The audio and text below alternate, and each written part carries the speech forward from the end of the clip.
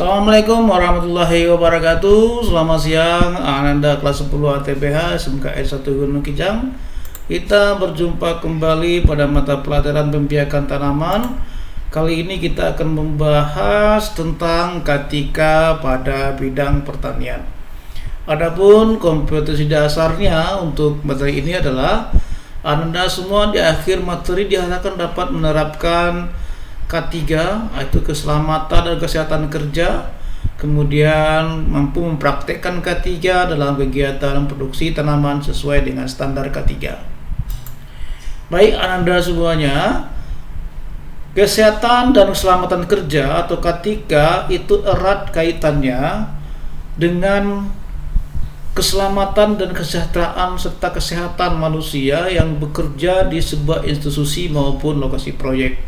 Tujuannya tentu adalah untuk memelihara kesehatan dan keselamatan lingkungan kerja.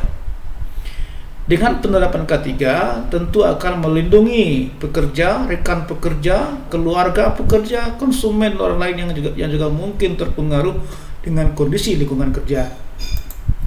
Semua organisasi wajib memiliki K3 ini dan memastikan bahwa pekerja dan orang lain yang terlibat di dalamnya berada dalam kondisi aman sepanjang waktu. Nah, praktik K3 di lapangan meliputi pencegahan, pemberian sanksi dan kompensasi, juga penyembuhan luka dan perawatan untuk pekerja, serta menyediakan perawatan kesehatan dan cuti sakit untuk pekerja. Nah, tajukan K3 pada bidang pertanian. Pekerja pertanian memiliki resiko luka dari benda-benda tajam yang mereka gunakan seperti pisau, cangkul dan sebagainya. Juga berisiko digigit oleh binatang seperti ular, lipan dan lain-lain. Juga berisiko terkena penyakit paru-paru akibat papar asap mesin seperti traktor, bisingan dari alat mesin traktor tersebut, sakit kulit dan kanker akibat bahan kimia yang digunakan seperti pestisida. Nah, dengan kondisi itu, maka pada pertanian wajib dilaksanakan adanya K3. Nah, khusus untuk pestisida dan bahan lainnya, ini adalah faktor utama yang perlu kita perhatikan. Kenapa? Karena dia sangat berbahaya bagi kesehatan manusia, karena dapat mengakibatkan seperti tadi adalah kanker, juga menyebabkan gangguan pada kesehatan lainnya. Nah, untuk mengatasinya, apabila kita ingin menggunakan pestisida, maka perlu kita menggunakan namanya alat pelindung diri atau APD. Di antaranya adalah topi, kacamata, masker, baju lengan panjang, sarung tangan, sepatu bot, celana panjang, dan lain-lain sebagainya.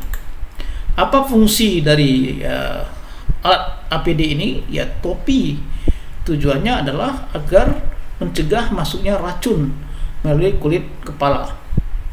Ya, kemudian topi yang digunakan mesti topi yang berpinggiran lebar dan berbahan plastik. Kacamata tujuannya untuk melindungi mata dari percikan pestisida yang terbawa oleh angin. Jadi kacamata yang digunakan harus terbuat dari bahan plastik. Masker tentu untuk melindungi area pernafasan agar terhindar dari menghirup percikan pestisida. Kemudian sarung tangan juga untuk melindungi tangan dari pestisida, dan sarung tangan mesti terbuat dari bahan karet yang panjang hingga menutupi seluruh pergelangan tangan dan pergelangan tangan. Pakaian juga mesti yang berlengan panjang, dan kita juga menggunakan celana yang panjang untuk melindungi tubuh kita dari percikan pestisida, baik yang kena langsung maupun dari terbawa oleh angin. Sepatu bot ya untuk mencegah pestisida menempel pada punggung kaki kita. Ya. Nah, inilah fungsi-fungsi dari alat pelindung diri tersebut. Nah, setelah kita melaksanakan penggunaan pestisida, ya kita juga harus segera mandi, ya. Dan pakaian yang digunakan harus segera cuci. Nah, dan sebelum menggunakan kita mesti membaca lengkap label yang kemasan yang ada pada pestisida. Di antaranya contoh yang terdapat pada layar untuk Kreuzer, namanya untuk insektisida. Ini bahayanya adalah dapat menyebabkan keracunan melalui mulut dan kulit.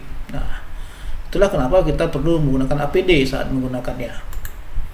Nah, bahaya pestisida ini sudah jelaskan, selain dapat menyebabkan penyakit yang berbahaya, juga dapat menyebabkan penyakit langsung, ya. Kalau kanker dalam masa jangka yang panjang, tapi ini juga dia dapat menyebabkan langsung kalau kita menggunakannya berlebihan dan tidak menggunakan APD. Apa yang akan terjadi kalau kondisi dalam kasus ringan? Kita akan mengalami lelah, lemah, pusing, mual, dan pandangan kabur. Dalam kondisi berat, kita akan mengalami sakit kepala, berkeringat, air mata berlinang, mual, dan pandangan terbatas. Dan kasus berat, kita akan mengalami kram perut, berkemih, diare, tremor, sempoyongan, hipotensi berat, dan denyut jantung yang melambat. Nah, jika penderitanya dalam kondisi ringan, harus segera menghentikan aktivitasnya dan disarankan untuk tidak menggunakan pestisida selama 2 minggu. Kalau untuk kasus berat, harus segera menghentikan kegiatannya dan segera menuju melakukan pemeriksaan ke rumah sakit. Nah, oke. Baik, cukup itu saja dulu materi kita pada hari ini, safety nomor 1. Terima kasih. Assalamualaikum warahmatullahi wabarakatuh.